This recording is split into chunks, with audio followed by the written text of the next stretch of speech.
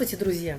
Сегодня мы вернемся к теме различий между мужчинами и женщинами и акцентируем внимание на очередной порции интересных и неоспоримых, а порой и забавных фактов, подчеркивающих всю несхожесть их поведения в абсолютно равных условиях. Итак, продолжим. Женщины не чешут затылок. Во-первых, они не любят демонстрировать свою растерянность, а во-вторых, это, как правило, портит прическу. Женщины никогда не снимают футболку, захватив ее на спине, как это часто проделывают мужчины. Женщины часто наматывают прядки волос, даже коротких, на палец или щекочут кисточкой из волос себе лицо. Мужчины так делают очень редко. Женщина никогда по-настоящему не поймет, почему футболисты, выстраиваясь в стенку, делают такую смешную горку ладонями.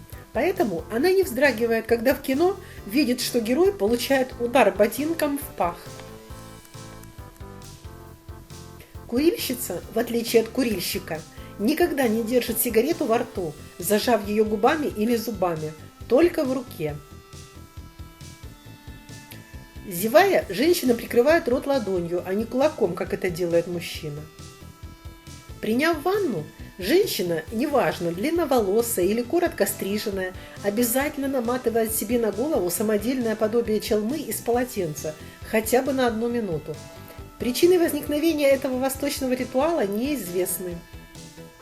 Мужчинам всегда непонятно, почему женщинам нравятся эти драные веники, от которых масса мусора, и называют они их композициями из сухих цветов или сухими букетами. Шея у женщины более гибкая, чем у мужчины, поэтому, откликаясь на зов, она поворачивает только голову, в то время как противоположный пол вынужден оборачиваться всем корпусом. На предложение показать руки мужчины честно протягивают открытые ладони, женщины протягивают руки ладонями вниз, видимо для того, чтобы продемонстрировать безукоризненный маникюр и размер бриллиантов. Уши женщины затыкают пальцами, в то время как мужчины – ладонями. Женщины моргают почти вдвое чаще, чем мужчины, а плачут в 5 раз больше мужчин, в среднем от 30 до 60 раз в год. Мужчины врут в 2 раза чаще женщин. Женщины это делают всего 3 раза в день. Часто женщины задают вопрос, на который не может быть правильного ответа в принципе. Это делается для того, чтобы вызвать чувство вины у собеседника, особенно если этим собеседником является мужчина. Вот как-то так, друзья. На сегодня пока все.